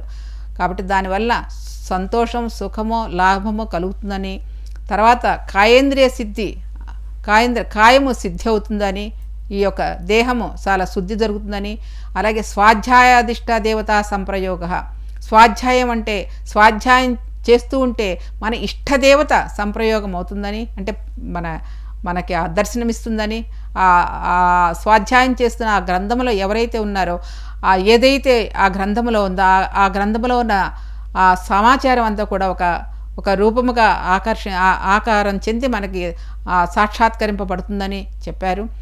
సమాధి సిద్ధిరీశ్వర ప్రణిధానాత్ అంటే సమాధి ఎలా సిద్ధిస్తుందో అనేది కూడా ఆ అష్టాంగ యోగములో మనకు చెప్పారు నియమములో. తర్వాత యోగం ఆసనం గురించి చెప్పారు. అసలైన ఆసనం స్థిర సుఖమాసనం అన్నారు. మరి ఆ స్థిర సుఖమాసనం పొందాలంటే ప్రయత్న శైథిల్యంతో మనకి ఆ ఆసనాన్ని సాధించాలన్నారు. దానికి సాధించేటప్పుడు ద్వంద్వాలతో ఇబ్బంది పడతాం, అది ఎలా తొలగించుకోవాలని కూడా చెప్పారు. అలాగే అష్టాంగ యోగం ప్రాణాయామానికి వచ్చేటప్పటికి చాలా అద్భుతంగా శ్వాస ప్రశ్వాసల యొక్క గతి విచ్ఛేదం, ఆ ప్రాణాయామం అంటే ఏంటి అసలు, ఎలా మనం తీసుకునే ఆ గతి విచ్ఛేదం అంటే ఎట్లా మన లోపలికి బయటికి వెళ్ళేటప్పుడు విచ్ఛేదం ఎలా జరుగుతుంది, అంటే తెగిపోవటం, ఆ ప్రాణాయామం ఆగిపోవడం అనేది ఎలా జరుగుతుంది అన్నది చాలా అద్భుతంగా మనకి ఇచ్చారు. మరి అలాగే ఆ ప్రాణాయామాల బాహ్య అభ్యంతర స్తంభ వృత్తి అని చెప్పి, బాహ్య అభ్యంతర సంభవృత్తి దేశకాల సంఖ్యాభి పరిదృష్టో దీర్ఘ సూక్ష్మ అన్నారు. బాహ్యంలో లోపల స్తంభం అంటే స్తంభించడం, ఈ 3 కాలాలలో ఎలా లెక్కించవచ్చు, ఎలా లెక్కింపబడుతుంది, అది దీర్ఘంగా ఎంతసేపు ఉంటుంది శ్వాస అన్న విషయాన్ని కూడా పరిచయం చేశారు దీనిలో. అలాగే తతక్షీయతే ఎప్పుడైతే నువ్వు ఆ యొక్క శ్వాస గతితో పాటు నువ్వు ప్రయాణం చేస్తుంటే ఆ ప్రాణాయామాన్ని నువ్వు అభ్యసిస్తూ ఉంటే నీ చుట్టూ ఉన్న ఆవరణలన్నీ కూడా తొలగిపోతాయని, క్షీణించిపోతాయని చెప్పారు. ధారణాసుసు అంటే ఎక్కడ నువ్వు ధారణ చేయాలో అన్న విషయాన్ని కూడా చాలా చక్కగా అవగాహన కల్పించారు. ఇక ప్రత్యాహారం వస్తే అష్టాంగ యోగంలో ప్రత్యాహారము ఆఖరిది. ఇక స్వవిషయే సంప్రయోగే చిత్తస్య స్వరూపానకార ఇవేంద్రియాణం ప్రత్యాహారం అన్నారు. ప్రత్యాహారం అంటే ఆ శక్తిని ఎలా మనం పొందాలి, మనకి ఆ వృత్తి నిరోధం ఎలా చేసుకోవాలి, ఆ చిత్తస్య అంటే మనలో ఉన్న ఆ చిత్త వృత్తులని నిరోధించుకున్నప్పుడే ఆ శక్తి అంతా లేకపోతే శక్తి అంటే ప్రత్యాహారం అంటే ఆ విశ్వంలో ఉన్న శక్తిని మనం ఎలా తీసుకోవాలో అన్న విషయాన్ని చక్కగా మనకు అందింపచేసి, తర్వాత పరమావశ్యతే ఇంద్రియాణం ఎప్పుడైతే ఆ ప్రత్యాహారంతో మనం అనుసంధానం అవుతామో ఇంద్రియాలను కూడా మనం చెప్పినట్లు చేసే స్థితికి తెచ్చుకోగలమని సాధనా పాదంలో మనకి మహర్షి గారు చాలా వివరంగా అన్ని ఒక్కొక్క సూత్రాన్ని మనకు అందించారు కదా. అలాగా విభూతి పాదంలో కూడా దేశబంధ చిత్తస్య ధారణ అన్నారు. అంటే విభూతి పాదంలో ఇదొక అద్భుతమైన విభూతి పాదం, దీని గురించి చాలా అద్భుతంగా తెలుసుకున్నాం మనం. దేశబంధు చిత్తస్య ధారణ అంటే ఇక్కడికి వచ్చేటప్పటికి అష్టాంగ యోగములో యమ నియమాసన ప్రాణాయామ ప్రత్యాహారాలు అక్కడికి అయిపోయినాయి. ఇక్కడ విభూతి పాదంలో లోపల ఉన్నవేవి ధారణ ధ్యాన సమాధులు. ఈ ధారణ ధ్యాన సమాధులను దేశబంధు చేస్తున్నారంటే బంధువుని చేస్తున్నారు. ఈ మూడింటిని కలిపి ఒక ఏకత్వ స్థితిలో తీసుకొచ్చి ఏకత్వ స్థితిలోకి తీసుకొచ్చి ఆ ధారణ ధ్యాన సమాధులతో సంయమం చేయటం అనేది ఈ 3వ అధ్యాయమైన విభూతి పాదంలో మనకి చక్కగా వివరిస్తున్నారు. ఆ ఏకతానత ధ్యానం అంటే ఏకతానత అంటే ఒకే దానిపై ధారణ చేయటం వల్ల ఆ ధ్యానం కుదురుతుంది. కాబట్టి దానివల్ల ఏమవుతుంది, మొత్తం మన చుట్టూ ఉన్నదంతా వెళ్ళిపోయి మన స్వరూప శూన్యములో, స్వరూప శూన్యమే సమాధి అంటే మన స్వరూపంలో స్థితమవుతామని కూడా చక్కగా చెప్పారు. ఏదైనా త్రయమేకత్ర సంయమం అంటే ధారణ ధ్యాన సమాధులు త్రయ అంటే 3, ఈ మూడిటిని సంయమం చేయటం అనేది ఆ అధ్యాయంలో మనకు చక్కగా పరిచయం చేశారు. తర్వాత ప్రజ్ఞా ప్రవృత్తి అన్నారు. ప్రజ్ఞా ప్రవృత్తి అంటే ఆ ఏకత్ర ఎప్పుడైతే ఆ సంయమం జరిగిందో ఆ సంయమం వల్ల మనలో ఒక ప్రజ్ఞ వెలుగుతుందని, ఆ ప్రజ్ఞ ఆ వెలుగు రూపంలో మనకు ఉంటుంది. ఆ ప్రజ్ఞ అనేది, ఆ ప్రజ్ఞ మన చైతన్యములో భూమిష్ వినియోగ అనేక భూమికలలో ఉంటుంది మనకు ఆ చైతన్యం అనేది. అలాగే త్రయమంతరంగా పూర్వేభ అంటే ఈ యొక్క ధారణ ధ్యాన సమాధులు అనేవి లేకపోతే అష్టాంగ యోగములు అనేవి పూర్వాభ్య అంటే సాధన పొందినవాడికి నేర్చుకున్నవాడికి లోపల ఉన్నాయి, కానీ నిర్బీజ సమాధి పొందిన వాడికి ఆ యొక్క అంగములన్నీ ఆ అష్టాంగ యోగముల అంగములన్నీ కూడా బాహ్యంలోనే ఉన్నాయి. అంటే అతనికి ఏమి చెందవు, నిర్బీజుడు కాబట్టి, ఏ బీజము లేదు కాబట్టి అన్న విషయాన్ని అక్కడ చక్కగా అవగాహన చేశారు. 3వ అధ్యాయమైన నిరోధ సంస్కారంలో ఉద్యాన సంస్కారము, నిరోధ సంస్కారం అనే 2 సంస్కారాలు ఉన్నాయని, ఆ సంస్కారాలని ఎలా ఉద్యానం అంటే ఇతరులకు చేయటం అని, నిరోధం అంటే నిన్ను నీవు నిరోధించుకోవడం, నీ చిత్తవృత్తి నిరోధ సంస్కారానికి ఎలా చేస్తే నీలో ఏది ఉత్పన్నమవుతుంది, ఏది ఉద్భవిస్తుంది అన్నది చాలా చక్కగా ఆ చిత్తాన్వయ నిరోధ పరిణామం గురించి చాలా చక్కగా మనకు దానిలో అవగాహన చేశారు. ఎప్పుడైతే నీలో చిత్తము నిరోధం జరిగిందో ఆ నిరోధం జరిగిన చిత్తములోకి ఆ సంస్కారము ఎలా అయితే ఉందో ఆ సంస్కారం ఒక ప్రశాంత వాహినిలో మనలోకి ఆ చిత్తములోకి ప్రవేశిస్తుందని, అప్పుడు ఆ చిత్తములోకి ఆ ఏకాగ్రత లేకపోతే ఆ ప్రశాంతత ప్రవహించినప్పుడు ఆ చిత్తము ఏకాగ్రత పొందినప్పుడు క్షయోదయం అంటే ఉదయించడము అస్తమించడం అనేది లేకుండా సమాధి చిత్తము పరిణామం చెందుతుందని, సమాధి స్థితి ఒక పరిణామ దశకు వస్తుందని, అలాగే తతః పునః శాంతోదితౌ ఇక అంటే మరలా ఆ యొక్క చిత్తము పుట్టడము మళ్ళీ ఉదయించడం అనేది లేకుండా ఒక చిత్త ఏకాగ్రత పరిణామం జరుగుతుందని చెప్పారు. 4వ అధ్యాయంలో ధర్మ పరిణామం, ఆ ధర్మ పరిణామం ఎలా జరుగుతుంది, ధర్మ లక్షణాలు ఏంటేంటి, ధర్మ పరిణామము, లక్షణా పరిణామం, అవస్థా పరిణామం గురించి చాలా వ్యాఖ్యానించే చక్కగా. ఆ ధర్మం అంటే ఏంటి, ధర్మి అంటే ఏంటో చక్కగా తెలిపారు ధర్మ పరిణామంలో. ఆ ధర్మం ఎలా క్రమాన్వత్వం పరిణామం చెందుతున్న విషయాన్ని కూడా చక్కగా అందించారు. 5వ అధ్యాయంలో అపరాంత జ్ఞానం. అపరాంత జ్ఞానం అంటే ఈ పరిణామత్రయం జరిగిన తర్వాత అతీత జ్ఞానం అంటే గతము భవిష్యత్తు కూడా తెలుస్తుందని చెప్తున్నారు. ఈ యొక్క క్రమాన్నత్వంలో మనకు పరిణామం జరుగుతున్నప్పుడు అపరాంత జ్ఞానం అంటే గతం గురించి తెలుస్తుంది, గత జ్ఞానం తెలుస్తుంది, అంటే భూత భవిష్యత్తు వర్తమానాల గురించి తెలుస్తుంది. ఎప్పుడైతే ఆ సంస్కారాన్ని మనం సాక్షాత్కరించుకున్నామో ఆ సాక్షాత్కారణాత్ వల్ల పూర్వజాతి జ్ఞానం అంటే పూర్వం మనం చేసిన కర్మలు ఏమిటి దాని గురించి అంతా వివరంగా తెలుస్తుందన్నారు.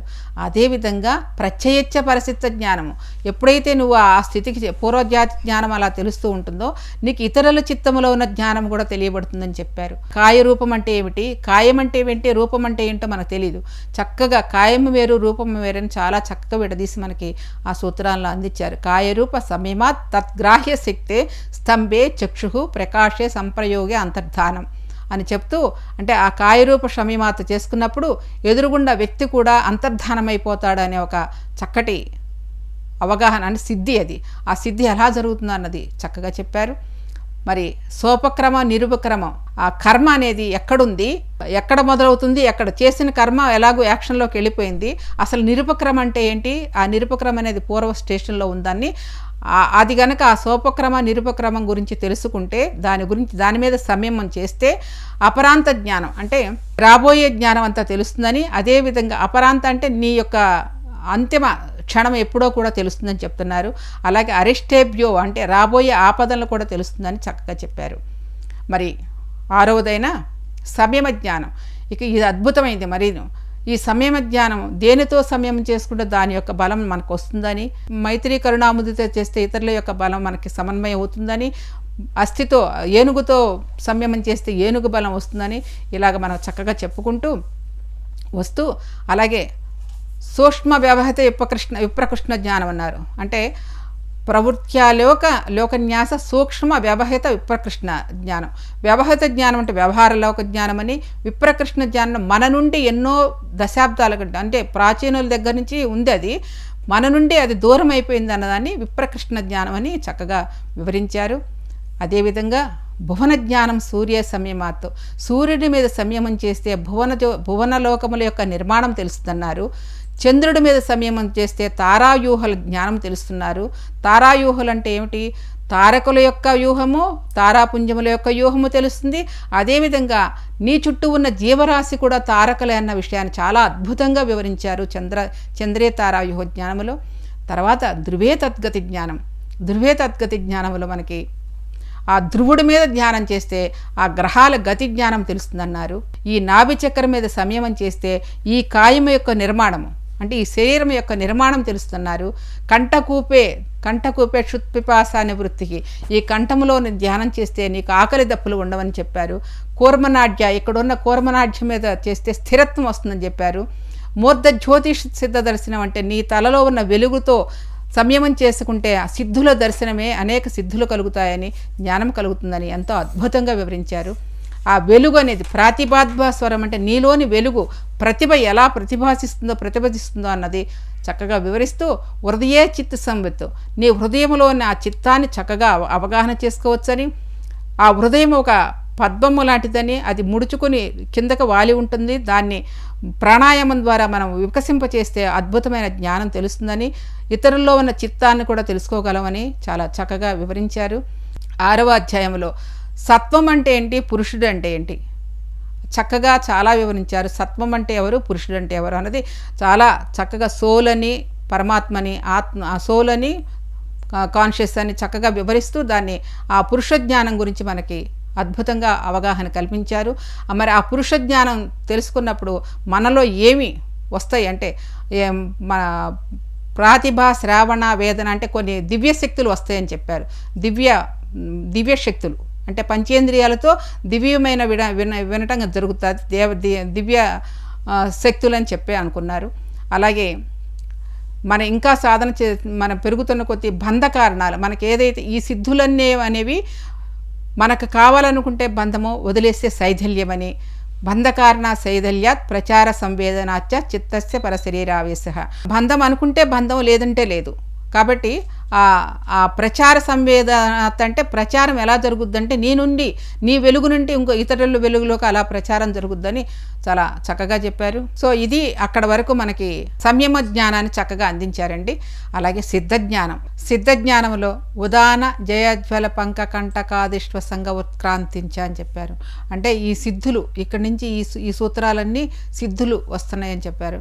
అంటే ఉదాన వాయువుని జయించటం వల్ల అంటే బురద అంటకోకుండా, ముళ్ళు గుచ్చుకోకుండా, ఉదాన జయజ్వల అంటే ఉదాన వాయువుని జయించటం వల్ల నీటి మీద తేలవచ్చు, బురదలో కూరుకుపోకుండా, ముళ్ళు గుచ్చుకోకుండా ఉండవచ్చు ఉదాన వాయువు జయించడం వల్ల. అలాగే సమాన వాయువుని జయించడం వల్ల మనలో వెలుగును, ఆ తేజస్సుని మనం దర్శించవచ్చు, లేదా ఆ తేజస్సుతో మనం అనుసంధానం అవ్వచ్చు. ఆ తేజస్సే మనంగా ఉంటాం. అది సమాన వాయువు అంటే మనకి ఎక్కడెక్కడ ఏ వాయువు ఏది ఉందని మనకి సూత్రాల్లో చక్కగా వివరించారు. అలాగే శ్రోత్ర ఆకాశయం అంటే సంబంధ సంయమాత్తు అంటే ఈ ఆకాశం మీద సంయమం చేస్తే దివ్య స్తోత్రం వస్తుందండి. అంటే దివ్యమైన విషయాలు వినవచ్చు అని చెప్పి. అలాగే కాయ ఆకాశయో సంభయమాత్ లఘుతూల సమాపత్య ఆకాశ గమనం. ఆకాశం మీద సంయమం చేస్తే సూక్ష్మ అంటే ఆకాశంలో ప్రయాణం చేయొచ్చు, ఆకాశ గమనం చేయొచ్చు అంటున్నారు.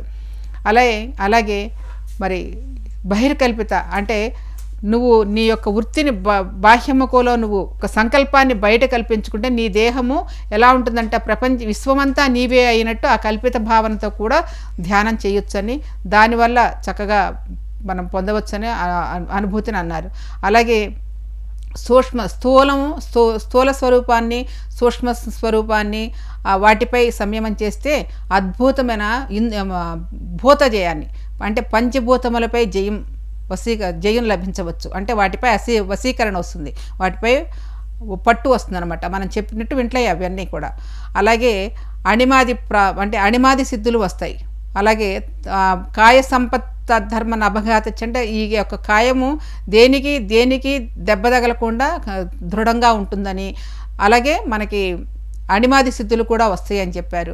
రూపలావణ్య బలవ్రజ సంహన నిత్వాన్ కాయ సంపద అంటే ఈ యొక్క కాయ సంపద ఎంత గొప్పగా ఉంటుందో చెప్పారు. అంటే వజ్రంతో కూడా వజ్రాన్ని వజ్రంతో కొడితే వజ్రానికి ఏం తగలదు, వేరే పగులుతుంది.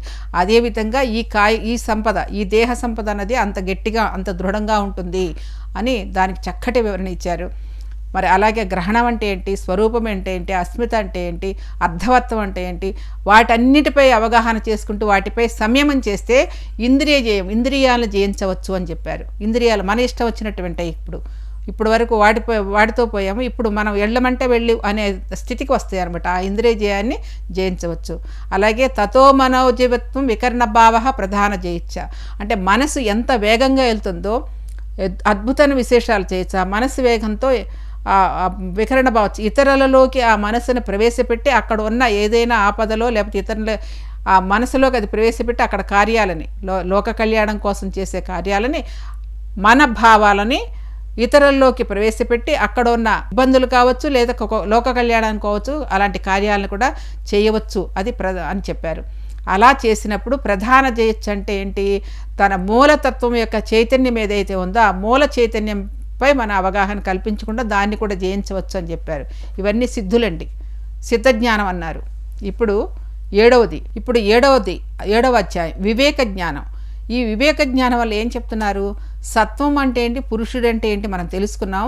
ఆ సత్వము పురుషుడు యొక్క ఖ్యాతి గురించి చెప్తున్నారు. అంటే ఆ స్థితికి వచ్చిన తర్వాత ఆ పురుషుడికి సర్వభావ దృష్టత్వం అంటే అందరి యొక్క భావాలు, సర్వజీవల రాశుల యొక్క భావాలు తెలుస్తాయి అన్నాడు. సర్వ జ్ఞానము తెలుస్తుందన్నారు. ఆ స్థితికి తీసుకెళ్లారు. ఆ పురుషుడు ఆ సర్వభావాల యొక్క జ్ఞానము తెలుస్తుంది, అలాగే సకల జ్ఞానము ఉంటుంది అని చెప్పి ఆ సూత్రంలో చక్కగా వివరించారు. మళ్ళీ అంతదాకా వచ్చినా కూడాను మనలో బీజాలని క్షయం చేసుకుంటేనే కైవల్యం అనేది ప్రాప్తిస్తుంది. అంటే ఆ సత్వపురుషుడు అంత ఖ్యాతి పొందిన మనలో ఎక్కడ ఇంకో తెలియని బీజములు ఉంటాయి. ఆ బీజాలని క్షయం చేసుకుంటేనే ఆ కైవల్యం అనేది ప్రాప్తిస్తుందని చెప్పారు. అలాగే అది ఎలా చేసుకోవాలంటే ఉపనిమంత్రణే, అంటే స్థాన్యోపనిమంత్రణే సంగస్మయాకరణం పునరనిష్ట ప్రసంగాత్ అన్నారు. అంటే అక్కడ మనకు వచ్చిన భావనలు వ్యతిరేక దిశలో మనం తీసుకోకుండా, సంగస్మయాకరణం అంటే సంఘం అంటే అంటించుకోవటం, అంటుకోని స్థితిలో వ్యతిరేక దశలో దానిపైన ఉపయోగించుకుంటే అవి మనకి ఇబ్బంది లేకుండా మనకి ముందుకు వెళ్తాయి అని చెప్తున్నారు. ఉపనిమంత్రణ అంటే మనసు చేసే చిందులు, మనసు చేసే చిత్కళలు ఏవైతే ఉన్నాయో వాటిని తీసుకోకుండా సంగస్మయ తిరస్కరించాలని చెప్తున్నారు. అలా చేయమన్నారు. క్షణతత్క్రమయో సంయమ వివేకజం జ్ఞానం. క్షణతత్క్రమయ అంటే మనం ఇతరులని ఏదైనా పని మీద నియమించినప్పుడు వాళ్ళు చేసిన ఎగుడు దిగుడు పనులున్నా చక్కగా తత్క్రమయం అంటే సమన్వయం చేసుకుని ముందుకు వెళ్ళాలని చాలా చక్కగా మననే తీసుకెళ్తూ ఉన్నారు. అలా వెళ్తూ ఉంటే వివేకజం జ్ఞానం, మనకు వివేక జ్ఞానం వస్తుందన్నారు. అలాగా ఆ జాతి లక్షణ దేశరణ్యత అవచ్ఛేద తుల్యో స్తత ప్రతిపత్తి, అంటే జాతి లక్షణాలని ఎట్లా గుర్తించవచ్చు, ఏ విధంగా తెలుసుకోవచ్చు అన్న విషయాన్ని చక్కగా వివరించారు. అలాగే తారకం సర్వ విషయం సర్వదా విషయమక్రమం చేతి వివేకజం జ్ఞానం అన్నారు. తారకం అంటే అన్ని విషయాలు తెలియజేసేదిను అలాగే తరింపచేసేదని కూడా, అంటే మనని ఆ స్థితికి ఆ కైవల్యాన్ని తరింపచేసే దారికి తీసుకెళ్లేదని కూడా అని ఆ సూత్రంలో వివరించారు. అలా చేసినప్పుడు సరుగుతూ ఉంటే ఇంకా ఆ సత్వము పురుషుడు ఏదైతే ఉందో అది శుద్ధి సామ్య కైవల్యం, అంటే పరమ శుద్ధి పొందుతుంది. ఆ యొక్క సత్వం అంటే మనలోని సత్వము లేకపోతే మనలోని ఆత్మ, మనలోని జీవుడు శుద్ధి కలుగుతుందని ఈ 56 సూత్రాలతో విభూతి పాదంలో అమోఘమైన అద్భుతమైన ఒక దివ్య స్పర్శ కలిగించేటి, దివ్యానుభూతిని కలిగించేటువంటి అనుభూతుల్ని ఎన్నో మనకు అందించారు మహర్షి గారు. మరి 4వ పాదమైన కైవల్య పాదములో సిద్ధులు ఉన్నాయి. ఆ సిద్ధులు సమాధి వల్ల వచ్చినాయి అని ఇప్పుడు అనుకున్నాము. అంటే కైవల్య పాదంలో ప్రవేశించాము. ఇప్పుడు ఆ కైవల్య పాదంలో అంతర్పరిణామం అనే మొదటి అధ్యాయంలో పెడుతూ చెప్తున్నారు. జన్మౌషధ మంత్ర తపస్సమాధిజా సిద్ధయ అన్నారు. అంటే ఇంతకుముందు మనం విభూతి పాదంలో సిద్ధులన్నీ సమాధి సంయమం చేత వచ్చినాయి అనుకున్నాం కదా. సమాధి చేతే రాదు, జన్మతః కూడా ఆ సిద్ధులు రావచ్చు. జన్మతః కానీ లేకపోతే ఔషధాలు కానీ మంత్రాలు కానీ మంత్రం వల్ల కానీ తపస్సు వల్ల కూడా ఆ సిద్ధులు రావచ్చు అని ఇక్కడ పరిచయం చేస్తున్నారు. చేస్తూ మన ప్రకృతి ఎలా పరిణామం చెందుతుందో చేస్తూ మన అంతర్పరిణామం, ప్రకృతి పరిణామంతో పాటు మన అంతర్పరిణామం ఎలా జరుగుతుందో అన్నది చక్కగా అవగాహన చేయిస్తూ దానికి మళ్ళీ ప్రకృతి మనలో ఏ ఏ ఆవరణలు ఉన్నాయో ఆ ప్రకృతి ద్వారా మన ఆవరణలు తొలగిస్తే ఆ ప్రకృతిలోని గంగా ప్రవాహమైన విశ్వశక్తి మనలోకి ప్రవేశించి ఒక అలౌకిక శక్తిని పొందవచ్చు అన్న విషయాన్ని ఈ అంతర్పరిణామంలో చక్కగా అందించారండి కైవల్యపాదములో. అలాగే రెండోదైన చిత్త నిర్మాణం అన్నారు. ఈ యొక్క మనసు, ఈ చిత్తం అనేది ఎన్ని రకాలైన విషయాలైనా మనం నిర్మాణం చేసుకోవచ్చు. కానీ అంటే ఈ చిత్తాన్ని మనసు, బుద్ధి, ఇంద్రియాలతో కూడిన నేను అనేది ఏదైతే ఉందో ఆ నేను ఎన్ని చిత్తాలని, కొన్ని లక్షల చిత్తాలని తయారు చేసుకోవచ్చు. కానీ ఈ చిత్తాలన్నిటికీ మూలం ఒకే చిత్తం అని చెప్పి అదే మూల చిత్తం అని చెప్పి చాలా చక్కగా వివరించారు. మరి ఆ చిత్తాలన్నిటికీ వేరువేరు చిత్తాలను ఒకటే చిత్తం అని చెప్పేసి ప్రవృత్తి భేదే ప్రయోజకం చిత్తమేకమనేషం అని చెప్పారు. మరి అలా చేస్తూ ఉంటే ధ్యానజ మనాశయం, అలా మనం ఆ సాధన చేస్తుంటే ధ్యానజ మనాశయం అంటే ఇంకా ధ్యానం తప్ప ఇంకా అంటే ధ్యానంలో పుట్టింది ఏదైతే ఉందో, ధ్యాన సాధనలో పుట్టినది ఏదైతే ఉందో అది ఆశయం. నీకు ఏ సంకల్పం వస్తే అది నిజమైన ఆశయం అని చెప్పారు. మామూలుగా కాదు, ధ్యాన సాధనలో నీకు వచ్చినప్పుడు ఉన్నది ఏదైతే అది ఆశయంగా తీసుకోవచ్చు అన్నారు. అలాగే మరి కర్మలు 3 రకాలు ఉంటాయి అన్నారు. కర్మ శుక్ల కర్మ, కృష్ణ కర్మ, కృష్ణ కర్మ అని 3 కర్మలు ఎలా ఉంటాయో అన్న విషయాన్ని తెలియజేశారు. మరి దానికి తద్విపాకానుగుణానమే అంటే ఎప్పుడైతే ఆ గుణాలను అనుసరిస్తూ ఆ గుణాలు కూడా అనుసరిస్తూ ఉంటాయని, అంటే పూర్వజన్మ కర్మ వాసనలు మన ఈ జన్మలో కూడా అనుసరిస్తాయని చెప్పారు. అది మరి మూడవదైన సంస్కార పరిణామంలో మనకున్న పూర్వజన్మ సంస్కారములన్నీ కూడా ఆది నుంచి ఉన్నాయి. తాసాం అనాదిత్వం, అనాది నుంచి ఉన్నాయి అని చెప్పారు. అనాది నుంచి ఉన్నాయి అంటే ఆ అనాది నుంచి ఉన్న కర్మలు ఎలా తొలగించుకోవాలన్నది చక్కగా వివరంగా వివరించారు. దానికి కారణం ఏంటి? హేతు ఫల ఆశ్రయాలంబనే అన్నారు. అంటే హేతువు, ఫలము, ఆశ్రయము, ఆలంబనమే ఈ కారణము. ఆ అనాది నుంచి ఉన్న కర్మఫలాలకి మూలం ఏంటంటే హేతువు, ఫలము, ఆశ్రయము, ఆలంబనం అని చెప్పి వాటి గురించి చెబుతూ అవి ఎలా మనం సంగ్రహించాలి, వాటిని ఎలా తొలగించుకోవాలన్న విషయాన్ని కూడా చక్కగా వివరించారు. మరి ధర్మ పరిణామంలోకి వచ్చేటప్పటికి ఆ ధర్మ పరిణామంలో అతీతం అంటే గతం అంటే ఏంటి, రాబోయేది ఏంటి, భూత భవిష్యత్తు వర్తమానాల గురించి చక్కగా ఆ భేదాలను తొలగించి చక్కగా వివరించారు. అలాగే వ్యక్తం అంటే ఏంటి, అవ్యక్తం అంటే ఏంటి, ఆ గుణాలు వ్యక్తంగా మనలో ఎలా ఉన్నాయి, వ్యక్తంగా వ్యక్తీకరించబడే ఎలా ఉన్నాయి, అవ్యక్తంగా ఎలా ఉన్నాయి అన్న విషయాన్ని చక్కగా ఉపమానాలతో సహా ఇచ్చారు. మరి ఏకత్వ పరిణామం అంటే ఈ పరిణామ స్థితి అంటే పరిణామ క్రమం ఎట్లా అయితే మనకి మార్పుతుంది, ఆ పరిణామం అంటే ఆ ప్రకృతి పరిణామం, జీవ పరిణామం, శరీర పరిణామం, మనస్సు పరిణామము అని చక్కగా వివరిస్తూ ఆ పరిణామ ఏకత్వ వస్తుతత్వం, ఆ యొక్క తత్వం ఎలా ఉంటుందో అన్న విషయాన్ని ఆ ఏకత్వ పరిణామంలో చాలా విపులంగా వివరించారు మహర్షి గారు. బుద్ధి పరిణామం వచ్చేటప్పటికి మన బుద్ధిని బట్టే మన చిత్తాన్ని బట్టే మన బుద్ధులు పనిచేస్తూ ఉంటాయి. చిత్తం అందరికీ ఉంది, కానీ ఎవరి చిత్తం వాడిదే అన్నట్టు ఒకే ఎవరి చిత్తాన్ని దాన్ని బట్టి వాళ్ళకి అక్కడ అందబడుతూ ఉంటాయి. చూసేవాడి దృష్టిని బట్టి చూపు ఉంటుందని అంటారు కదా.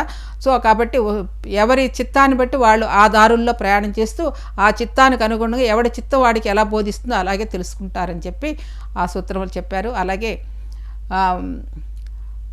ఆ చిత్తతంత్రాలకన్నిటికీ ఏది ప్రమాణకంగా తీసుకోవాలంటే ఋషులు చెప్పిన దాన్ని ఆదర్శంగా ప్రమాణంగా తీసుకోవాలి. నీ హృదయంలో చెప్పిన దాన్ని కూడా కాదు. అంటే నీ హృదయం ఇంకా చిత్త నిరోధం జరగలేదు కాబట్టి నీ ఆత్మలోంచి, నీ మనసులోంచో నీ ఆత్మలోంచి వచ్చింది కూడా తీసుకోవడానికి వీల్లేదు, అది ప్రమాణం కాదు. నీది ఇంకా మీకు చిత్తవృత్తి నిరోధం జరగలేదు కాబట్టి.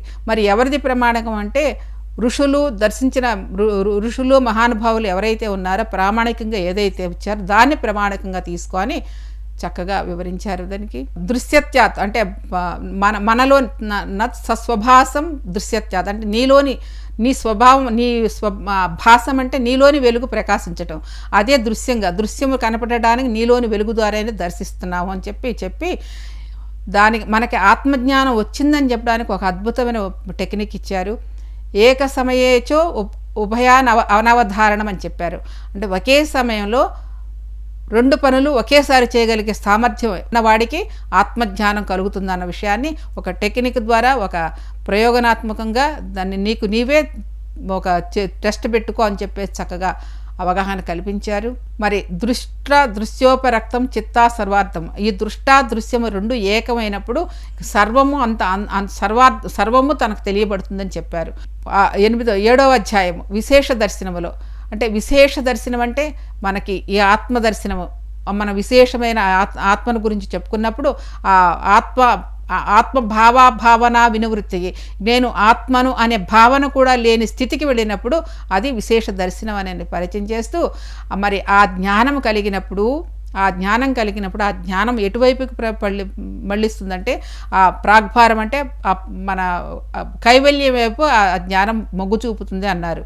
ఆ కైవల్యానికి వచ్చినా కూడా ఇంకా అంతరాయాలు ఉంటాయి అన్నారు. అంటే ఆ జ్ఞానములో కూడా చిన్న చిన్న చిల్లులు ఉంటాయి ఆత్మజ్ఞానం వచ్చినా కూడా అని పరిచయం చేస్తూ, ఆ చిల్లుని ఎలా తొలగించుకోవాలో కూడా హానమేషాం క్లేశవ దుఃఖం అని చక్కగా ఆ సూత్రం ద్వారా మనకు ఉపసంహారం ఎలా చేసుకోవాలని కూడా చెప్పారండి. ఇక 8వ అధ్యాయంలో ఆత్మస్వరూపం గురించి ప్రసంఖ్యాన్యక్య సీదస్య సర్వదా వివేకఖ్యాతి ధర్మమేఘ సమాధి అన్నారు. ప్రసంఖ్యాని కుసీదస్య అంటే ఆత్మజ్ఞానం మీద కూడా ఎటువంటి మోజు లేకుండా సాధన చెయ్యాలని చెప్పారు. అలా ఆత్మజ్ఞానం మీద కూడా ఎటువంటి మోహం లేకుండా చేసినప్పుడు నీకు ఒక ధర్మమేఘ సమాధి ఏర్పడుతుంది అన్నారు. అలాంటి ధర్మమేఘం ఏర్పడినప్పుడు క్లేశములన్నీ కూడా నివృత్తి అవుతాయని, తర్వాత సర్వావరణ నీలోని అన్ని ఆవరణలు అంటే ఈ అన్నమయ ప్రాణమయ మనోమయ ఆనందమయ కోశములు అన్ని ఆవరణలో కూడా ఆ యొక్క ధర్మమేఘం అనేది చక్కగా వెళుతుందని చెప్పారు. అంటే ప్రసరిస్తుంది, అన్ని ఆవరణలోకి ప్రసరిస్తుంది ఆజ్ఞ అని చెప్పారనమాట. అలాగే సర్వావరణ మలాపయతస్య అంటే అన్ని ఆవరణలు మాలిన్యం తగ్గిపోయినాక జ్ఞానం అనంత జ్ఞేయము అంటే అనంతమైన జ్ఞానములో ఇవన్నీ చాలా అల్పమైనవి. అనంతమైన జ్ఞానములో ఇంకా కొంచెం ఉంది అంటున్నారు. ఏమిటా కొంచెం అంటే కొద్దిగా ఉందంటున్నారు. తతః కృతార్థానం పరిణామక్రమ సమాప్తి గుణానం, ఎవరికైతే కృతార్థుడయ్యాడో అంటే ఈ యొక్క పరిణామక్రమంలో ఇక కృతార్థుడైన వాడికి గుణములు కూడా అంటబడవు. ఎందుకంటే ఆ కృతార్థుడయ్యాడు. సర్వం ఆ సర్వజ్ఞత్వంలో లేకపోతే ఆ వివేక జ్ఞానములో లేకపోతే ఆ యొక్క సర్వజ్ఞత్వంలో రమిస్తున్న వాడికి ఇక కృతార్థుడు అంటే ఇక ఈ గుణములు కూడా పనిచేయవు. అప్పుడు గుణములు ఏమంటాయంట, గుణములు ఇక ఏం చెప్తున్నాయి, వీడికి నాతో ఇక పని లేదు అని చెప్పేసి గుణాలు కూడా ఆటికి అంతరించిపోతాయంట, అలా వెళ్ళిపోతాయి అని చెప్పేసి అన్నారు. అలా సమాప్తం అవుతాయన్నారు. ఎవరికంటే కృతార్థులైనడికి. అలా క్షణప్రతియోగి అంటే ప్రతి క్షణము మార్పులు చెందుతూనే ఉంటాడు. యోగి క్షణక్షణం కొన్ని వేల సంవత్సరాలు తీసుకుంటే చివరాంత దశలో అంటే చివరి దశల్లోకి వచ్చేటప్పటికి అప్పుడు ఆ గ్రాహ్యం అంటే అర్థమవుతుంది అంటున్నారు. అంటే చివరి దశల్లోకి వచ్చేటప్పటికి ఆ క్రమ పరిణామం ఆగిపోయి ఇక నేను చివరి దశకు వచ్చానని ఆ యోగికి అర్థమవుతుందంట. నిర్గ్రాహి అంటే అర్థమవుతుంది ఎప్పటికీ ఆ అంత్యదశలో చివరాంత జన్మలకు వచ్చేటప్పటికి. అంటే అది కొన్ని లక్షల జన్మలు తీసుకుంటాడంటండి. అలా తీసుకుని అప్పటికి అవసరం లేదనే స్థితికి వస్తాడని చెప్పాడు. ఆ స్థితికి వచ్చిన వాడికి ఇంకేముంటుంది, పురుషార్థాలు లేవు, గుణాలు లేవు, అన్నీ శూన్యమైపోయి ఇక ఏముంది, కేవలం స్వరూప ప్రతిష్ఠ అంటే తన స్వస్వరూపములో ప్రతిష్ఠితమై ఉన్నాడు. ఆ స్వస్వరూపం ఏంటిది, చితిశక్తి అంటే శక్తి చైతన్యముల కలయిక, శివశక్తుల కలయిక, శివశక్తి యొక్క స్వరూపము, లేదంటే సుప్రీం కాన్షియస్నెస్, లేదంటే అద్భుతమైన ఎనర్జీ. దానికంటే ఇంకా మంచి పేర్లు లేవు. ఆ శివశక్తి అంటే చితిశక్తి అంటే ఇంక అంతకంటే గొప్ప పేర్లు ఏమి లేవు. అంత శక్తి ఆ చైతన్యము కలయిక ఏదైతే ఉందో ఆ శక్తిలో ఆ స్థితిలో తన స్వస్వరూప స్థితిలో అలా నిలబడి ఉంటాడు కృతార్థుడైన వాడు అని ఆ కైవల్య పాదములో చక్కగా అంటే మొదట్లో తథాద్రష్టు స్వరూపే అవస్థానం అని చెప్పి నీ స్వరూపంలో అవస్థానం పొందాలని చెప్పి దానికి ఎన్ని రకాలుగా తీసుకొచ్చి ఎన్నో విషయాలు మనకు చెప్పి చివరికి కైవల్య పాదములు ఆ స్వరూపంలో కూర్చోబెట్టారండి మహర్షి గారు తన స్వస్వరూప స్థితిలో.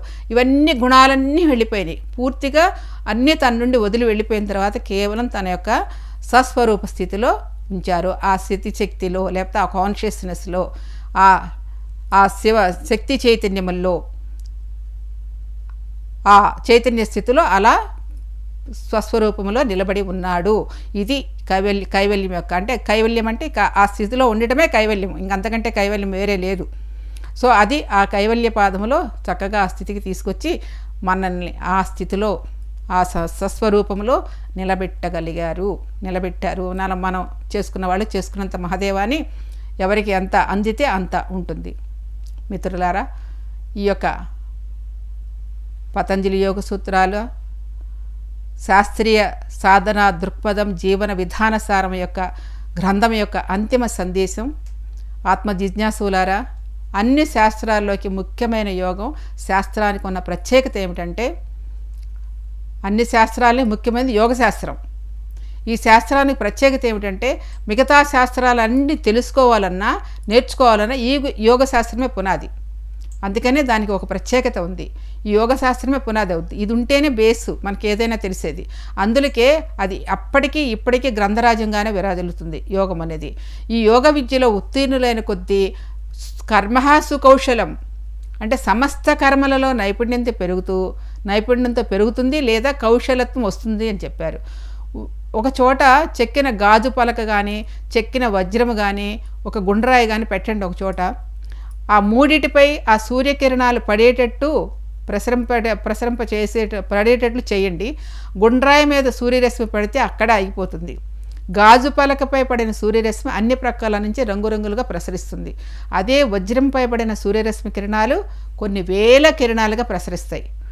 అలాగే పతంజలి యోగ సూత్రాల శాస్త్రీయ సాధనా దృక్పథ జీవన విధానసారం ఈ గ్రంథం యొక్క అధ్యయనం ద్వారా శుద్ధమైన వెలుగుతో మీలో ప్రసరించాలని, శుద్ధమైన వెలుగు మీ జీవన స్రవంతి నిరంతర చైతన్య స్రవంతిగా ప్రవహించాలని ఆశిస్తూ ఆ యోగీశ్వరుడిన పతంజలి మహర్షికి ఆత్మాంజలి ఘటిస్తూ, మిత్రులారా, ఇంతటి అద్భుతమైన గ్రంథాన్ని అందించడానికి సూత్రధారుడు, కర్త, కర్మ, క్రియ బ్రహ్మర్షి పితామహ పత్రిజీ.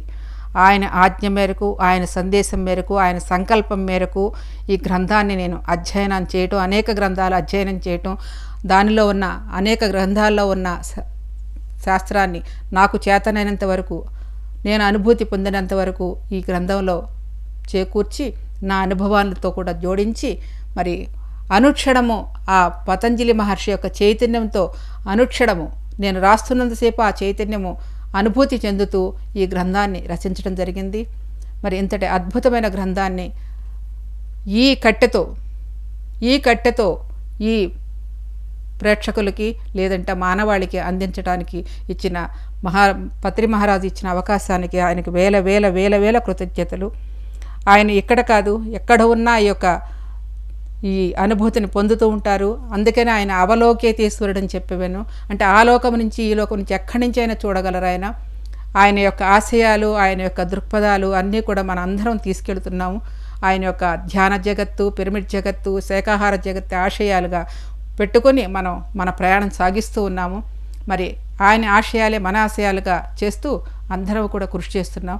మరి ఇంతటి అవకాశాన్ని ఇచ్చిన మరి ఈ గ్రంథరాజానికి నన్ను ఎన్నుకున్నందుకు, అంటే ఈ కట్టెని ఎన్నుకున్నందుకు వేల వేల కృతజ్ఞల మహానుభావులకి, పత్రి మహారాజుకి.